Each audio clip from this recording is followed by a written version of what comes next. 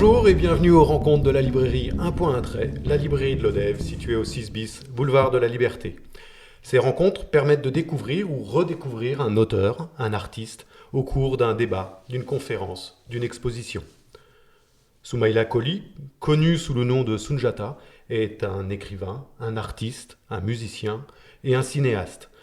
Aujourd'hui, je vous propose de découvrir ou redécouvrir l'écrivain lodévois avec le livre « Rue de la Méditerranée », un livre sur l'immigration, l'amitié, l'amour et le football. Sounjata, bonjour. Bonjour. Votre livre « Rue de la Méditerranée », paru aux éditions Philao, aborde les questions de l'immigration, mais aussi et surtout de l'amitié. Le livre est construit entre vie en Afrique et en France, où l'on suit le personnage de Marius. Parlez-nous de ce lien entre les deux personnages que l'on découvre au début, Marius et Ahmed. Disons que souvent on dit qu'on écrit comme on est, et je suis un peu un mélange de la France et de l'Afrique.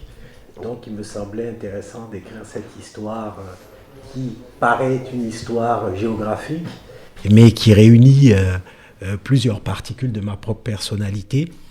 Donc Ahmed et Marius sont deux amis, deux jeunes qui grandissent en Afrique. Ahmed est libanais d'origine. Il y a une très forte communauté libanaise en Côte d'Ivoire. Moi, j'ai grandi en Côte d'Ivoire, donc dans ma classe, j'avais des amis libanais.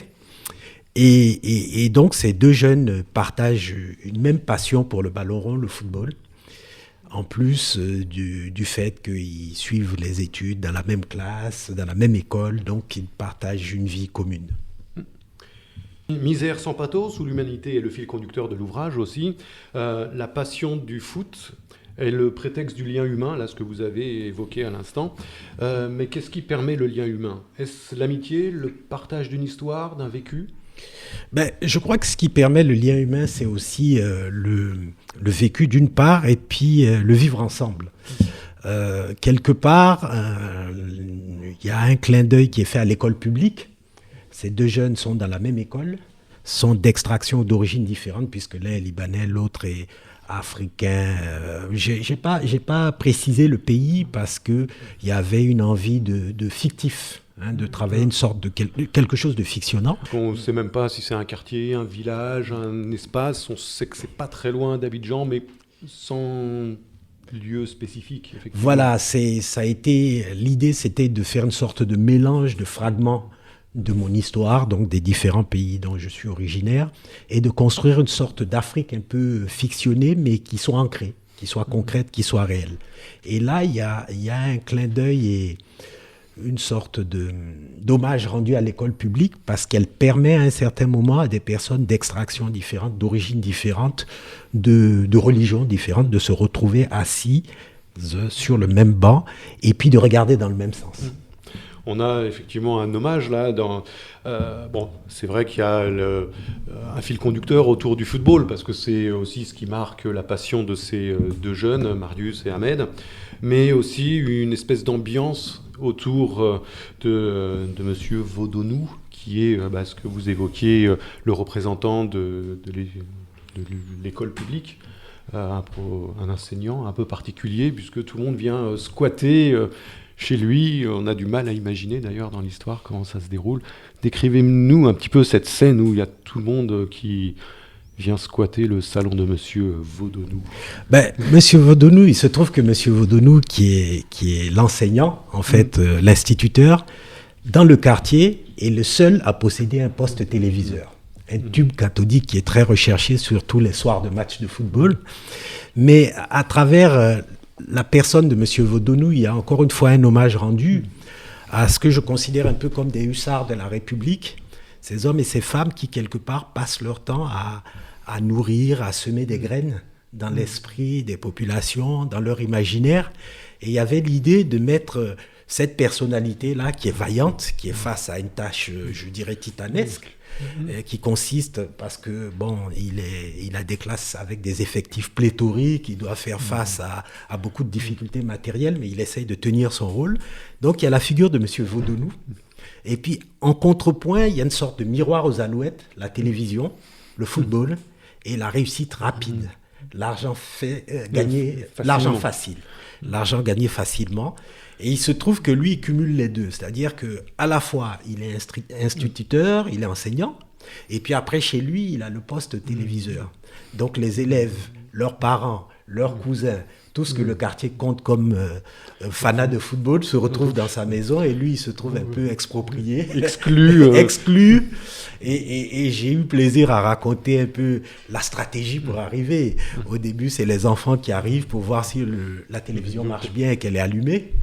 Et puis ensuite, il y a les anciens qui arrivent, il y a tout un protocole, ils s'installent, et puis petit à petit, tout le quartier envahit l'appartement du monsieur. Et l'instituteur s'en va. Voilà. Bon, il jette quand même un coup d'œil, il surveille un petit peu le tout, mais on sent qu'il observe de manière un petit peu sociologique ce qui se passe là. C'est une façon humoristique, j'aime bien le mode de la tragicomédie, de montrer un peu à des antipodes de la France un peu l'impact que peut avoir la télévision, le football, les chiffres, une sorte de miroir aux alouettes, le Strass. Et la volonté de cet homme aussi qui a envie de construire les bases d'une communauté d'hommes et de femmes instruits, qui savent se comprendre, qui savent lire, qui ne sont pas seulement des consommateurs d'images fabriquées et de rêves fabriqués ailleurs, mais qui deviennent de sorte d'actants du développement dans leur pays. D'ailleurs, sur la passion entre ces deux enfants, Marius et Ahmed, on sent qu'ils ont une réaction différente justement sur le miroir aux alouettes, cette envie de football, puisqu'ils veulent faire chacun carrière, mais à un moment donné, l'un peut, l'autre pas, pour des raisons bien différentes. Pouvez-nous le décrire, pourquoi ce miroir du football, cette équipe de Marseille qui fait briller les yeux de ces gamins? Le football est une parabole, et dans le cas de figure de ces deux jeunes, il y a plusieurs cercles qui rentrent en jeu. Il y a le cercle public, l'enseignement, l'école, mais il y a le cercle familial. L'un, donc mon personnage principal, Marius, a un cercle familial qui a été déstructuré par le chômage du père. La figure du père, cet homme qui a été déflaté, donc qui a perdu son emploi. Comme on disait chez nous en Côte d'Ivoire, il a été compressé. Il y a un certain moment où il y a eu des compressions du personnel et certaines personnes ont perdu leur emploi. Et ça a eu des impacts dans les familles. Donc le père de Marius est dans cette situation-là. En revanche, la famille d'Ahmed, qui est une famille plus structurée avec une mère présente, un père présent, qui ont un commerce, souvent les Libanais en Côte d'Ivoire avaient des petits commerces, s'oppose à ce projet de partir à l'aventure, ce saut dans l'inconnu, alors que dans l'autre famille, ça peut être une sorte de panacée, une solution pour sortir de l'appauvrissement. Vous dites justement dans ce cadre-là, en page 48 de l'ouvrage, là, je vous cite, « Imaginer autre chose pour se sauver d'un réel trop éprouvant, s'ouvrir des espaces de rêve comme on s'ouvrirait les veines, accoster ces mystères qui touchaient au plus profond de la nature humaine, rencontrer songes, divagations loin de la cruelle réalité démentie par le virtuel. » Est-ce à dire que l'espoir d'une vie meilleure n'a pas forcément de frontières, puisque vous faites le parallèle, à un moment donné, de la vie de Marius en Afrique, et puis son arrivée rue de la Méditerranée. Comment avez-vous construit ce miroir, en fait, entre deux lieux complètement espacés géographiquement, mais peut-être pas tant que ça en termes d'ambiance? Moi, j'avais envie aussi... Il y a une migration que tu n'évoques pas en amont, c'est la migration des Libanais en Côte d'Ivoire. Donc, je pense que c'est sain. C'est même une question de salubrité intellectuelle, d'avoir envie de voir ce qui se passe ailleurs. Surtout pour un jeune, de découvrir ce qui se passe ailleurs. Après, les modalités de départ, les conditions de départ et surtout les rêves qui sous-tendent ces départs-là peuvent parfois être accompagnés de grosses déconvenues, comme dans le cas de Marius. Il part plein d'espoir d'ailleurs quand il arrive, puisqu'il arrive à partir et arriver en France, dont on vous laisse le suspense, la raison pour laquelle il y arrive. Mais quand il arrive en France, c'est plein d'espoir et d'une réalité dans laquelle il arrive à construire sa vie sur place. Oui, mais encore une fois... les conditions de départ sont souvent des conditions un peu interlopes. Alors, il y a des intermédiaires, Oui. il passe par des voies clandestines, il est à la merci des réseaux un peu mafieux de tous ces périples un peu clandestins. Il arrive, mais il n'arrive pas dans les mêmes conditions qu'un étudiant qui part en Erasmus ou un jeune qui va découvrir un pays et qui a un billet aller-retour. C'est un aller simple vers une réussite avec beaucoup d'attentes au niveau familial, peut-être des attentes disproportionnées pour un jeune, et qui repose aussi sur quelque chose d'autre, c'est une forme de loterie de la vie. C'est-à-dire que ce jeune homme va partir, il va devenir un grand footballeur, il va gagner beaucoup d'argent et il va sauver sa famille. Donc il part avec un surcroît de pression. Et j'avais envie de raconter, d'une part, donc, toutes ces perspectives-là, mais j'avais envie aussi de mettre en exergue une certaine forme d'hospitalité française. Oui, c'est très intéressant justement sur cette arrivée qui se déroule plutôt bien, parce qu'il y a une petite ellipse quand même entre le départ et l'arrivée, même s'il y a un petit descriptif sur le parcours dans milieu clandestin, il y a cette crainte d'être abusé sur le passage, mais très vite on est soulagé pour Marius, il arrive, ça se déroule plutôt bien, mais il est accueilli dans un lieu assez étonnant, la rue de la Méditerranée, qui est aussi un symbole avec le melting pot qu'est la France.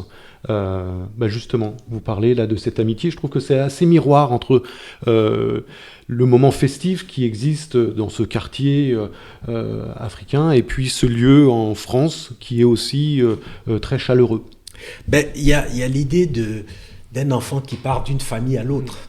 Il a sa famille biologique, sa famille africaine ancrée, et il arrive dans une famille qui est une famille de cœur à cœur, c'est-à-dire qu'il arrive dans un quartier qui est un véritable melting pot, et c'est une métaphore, encore une fois, la rue de la Méditerranée existe vraiment à Montpellier, mais rue de la Méditerranée parce que la mer Méditerranée est une passerelle qui a charrié beaucoup de vagues d'immigration. Il y a eu des immigrations qui sont venues d'Afrique du Nord, les immigrations qui sont venues d'Espagne et d'ailleurs, et qui ont construit ce sud de la France.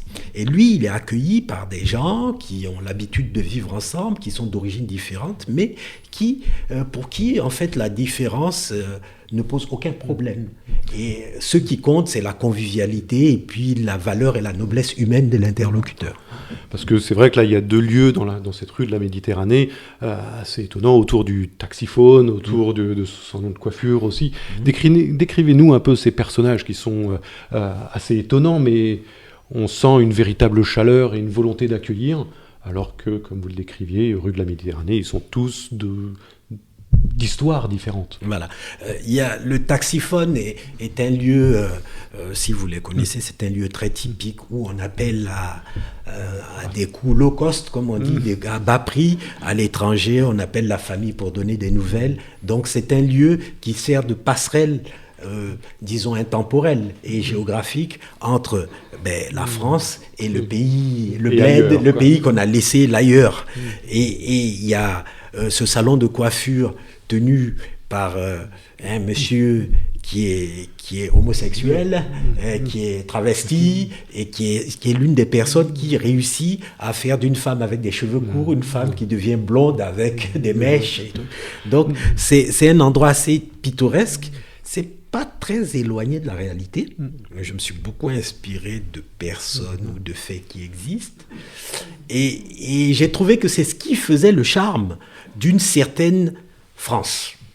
Je pense qu'il y a vraiment dans ce livre cette envie de rendre hommage à une certaine France, une France accueillante, une France qui part de quelque chose de plus simple. Une personne est là, elle est sympathique, bon, ça se passe bien avec elle, et il y a un respect des différences et des origines différentes aussi. C'est vrai que là, votre livre interroge aussi donc sur la question politique de l'immigration, avec le personnage de Marius, avec ses rencontres qu'il effectue en France.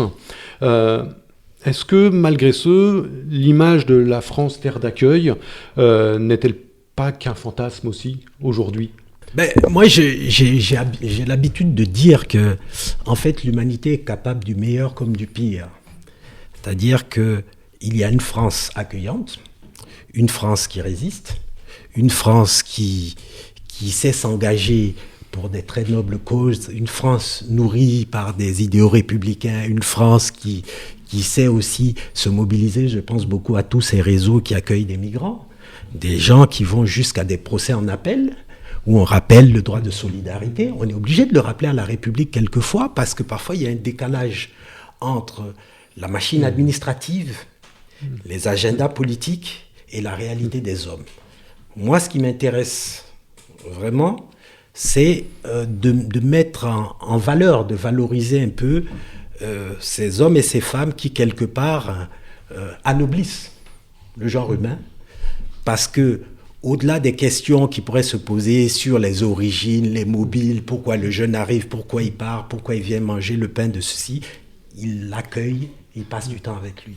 Et je pense qu'il est très important, quelque part, de mettre en perspective ces deux temps-là. Il y a une dialectique et même une sorte de confrontation permanente entre ces différentes Frances. Finalement, en fait, dans votre ouvrage, qu'importe qui l'on est ou d'où l'on vient, l'intégration n'est-il pas le fait aussi de reconnaître son appartenance pleine et entière à la société dans laquelle on accepte de vivre ? Parfois, c'est plus intuitif que pensé. C'est Gramsci qui dit le pessimisme de l'intelligence et l'optimisme de l'action.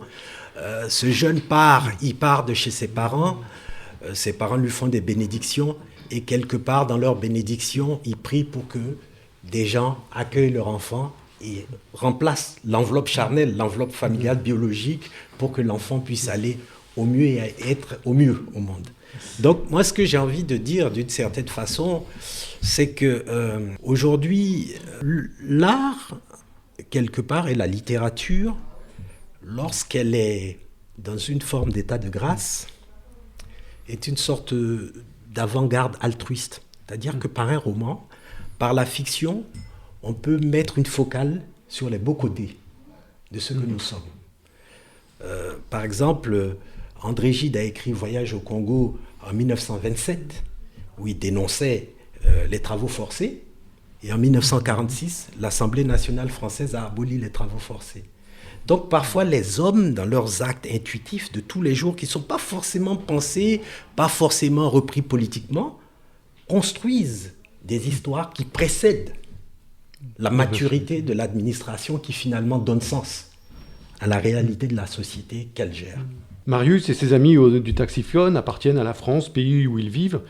Ils sont ceux aussi qui constituent notre pays, justement, la France, que vous disiez, un véritable melting pot, qui a parfois du mal à l'assumer, mais l'accepte, comme vous dites, avec des évolutions, avec des hommes qui se battent pour ça.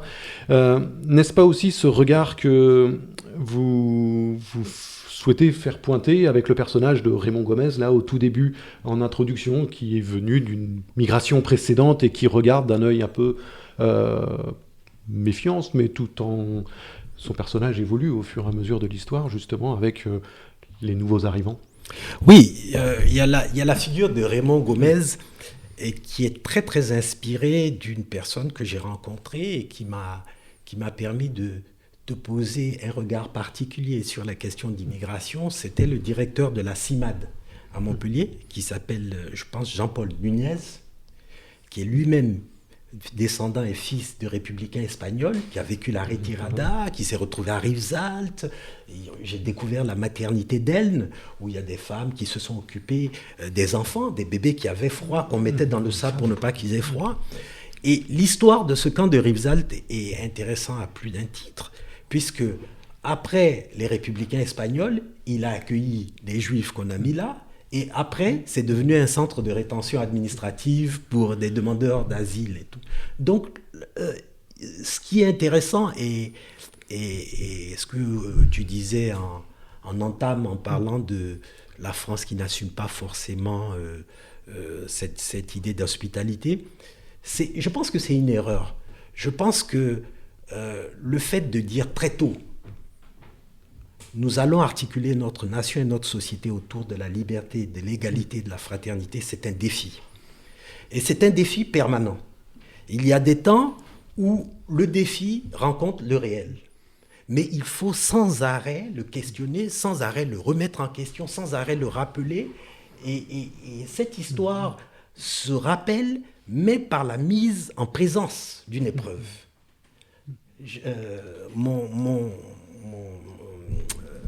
Mon personnage, donc, qui est d'origine espagnole, voit un jeune qui arrive et qui vit ce que lui, il a déjà vécu. Lui, il est intégré, il vit, il travaille, il est à la retraite, il a même divorcé et tout. Et il rencontre ce jeune qui est un reflet, il a une autre couleur, il vient d'une autre histoire. Mais il y a quelque chose d'universel, il y a une portée universelle dans son histoire. C'est que son histoire ressemble à des années différentes à celles que lui, il a vécues en étant en Europe. Ah, merci de cette précision.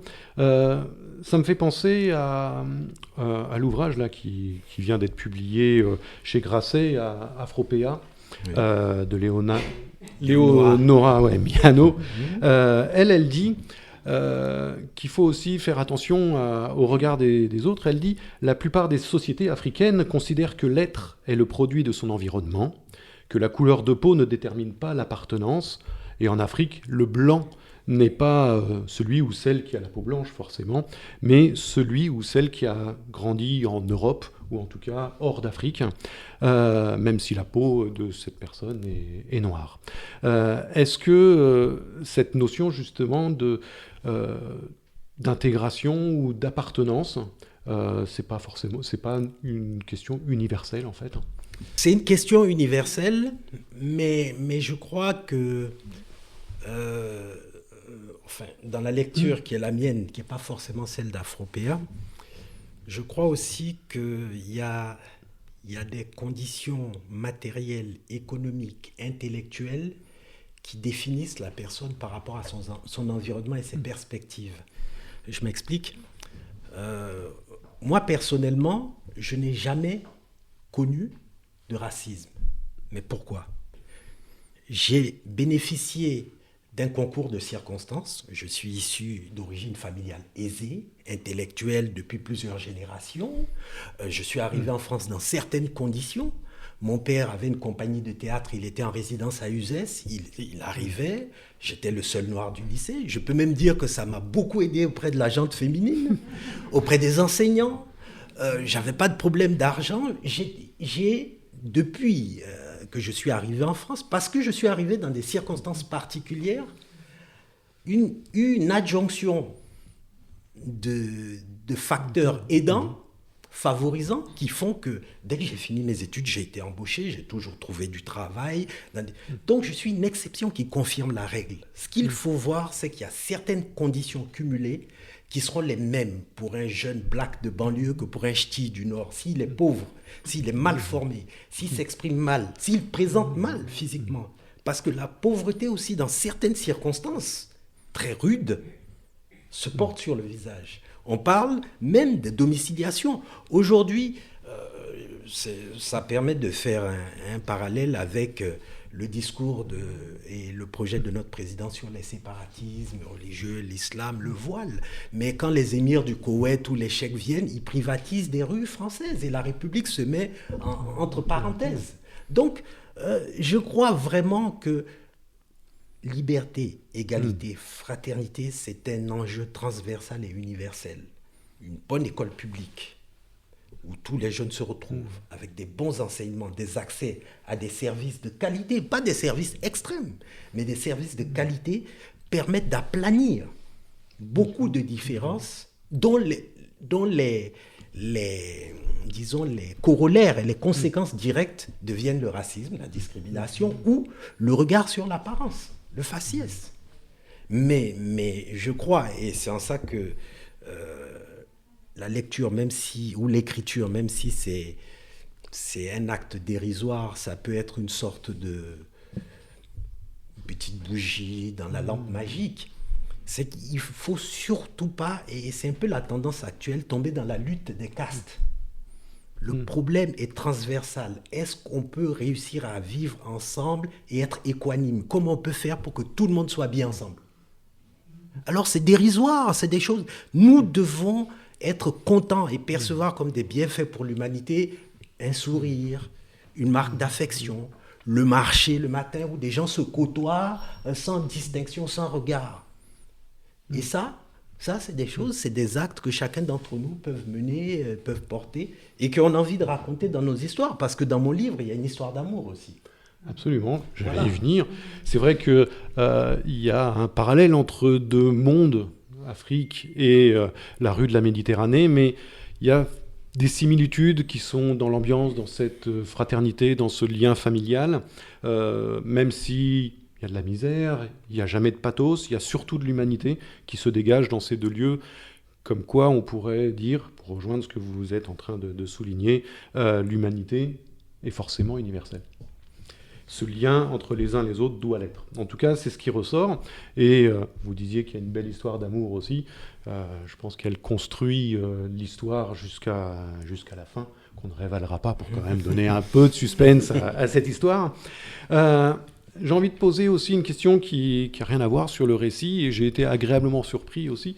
Il y a 3 moments dans ce livre, au début, au milieu quasiment et à la fin, où vous intervenez directement pour vous poser la question comme un interlude, comme où vous interpellez, ou plutôt vous décrivez votre condition d'écrivain au lecteur. Quel sens pour vous ça a ? Encore une fois, ça pose... c'est une façon aussi d'introduire le pourquoi on écrit. Pourquoi on écrit, d'où on écrit.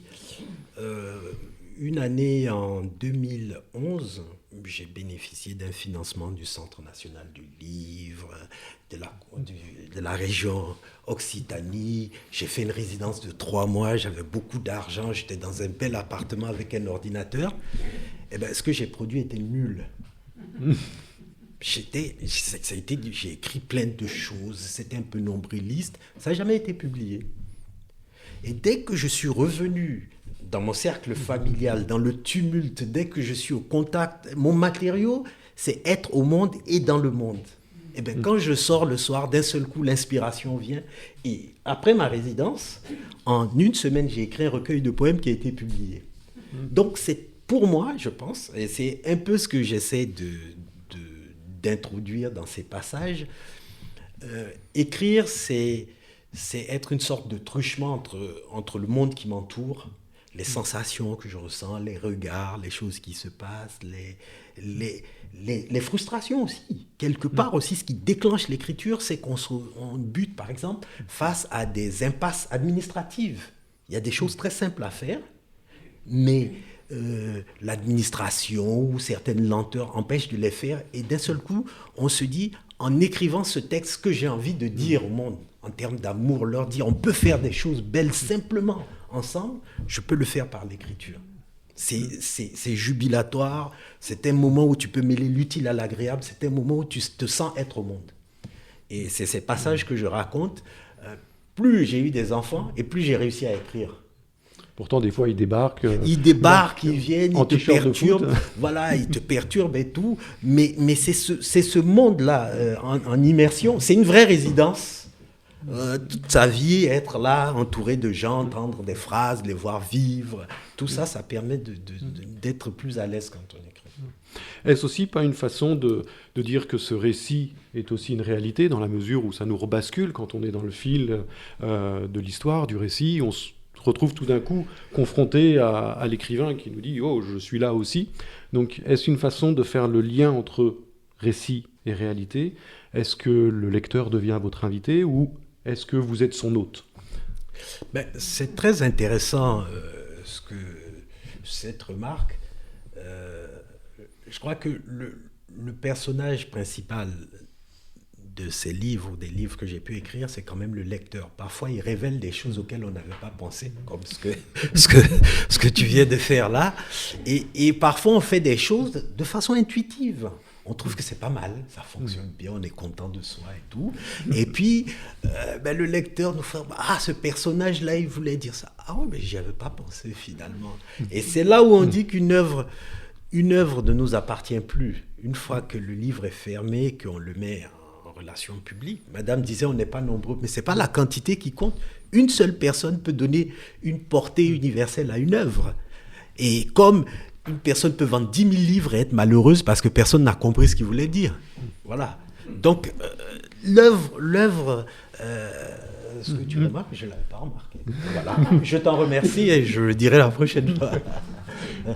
On peut voir que votre vie est quasiment un roman. D'ailleurs, il y a une citation là au début du livre et qui m'interpelle par rapport à la façon dont vous vivez vos textes et vos mots.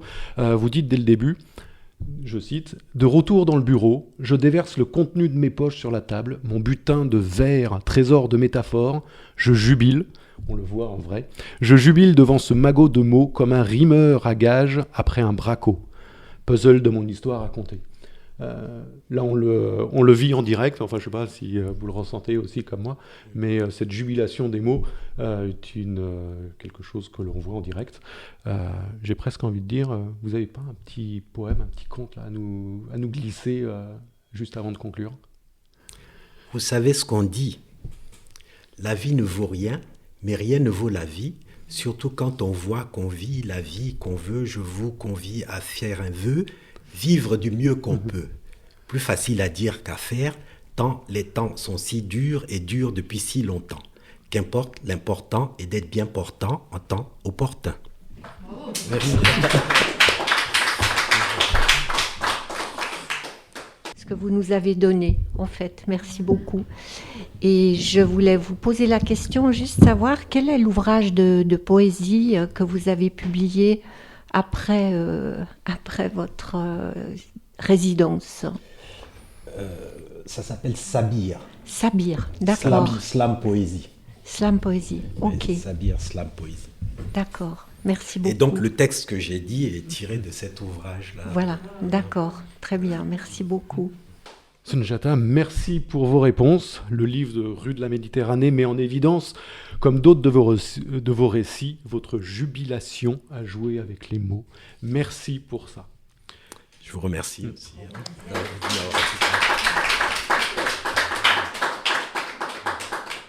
Vous pouvez trouver le livre de Sunjata, Rue de la Méditerranée, en vente à la librairie Un Point un Trait. Je vous invite aussi à découvrir ce mois-ci, dans les prochains jours, une exposition à la librairie qui aura pour thème le racisme et la discrimination. Et le samedi 10 octobre à 11h le matin, une conférence sur ce thème-là présentée par le CIST et Frédéric Feu. Merci à Radio Lodève pour l'enregistrement de cette rencontre et tout particulièrement à Anne pour la technique et son enthousiasme. Merci à Nathan pour les prises de vue et le montage vidéo de la rencontre. Merci et à bientôt.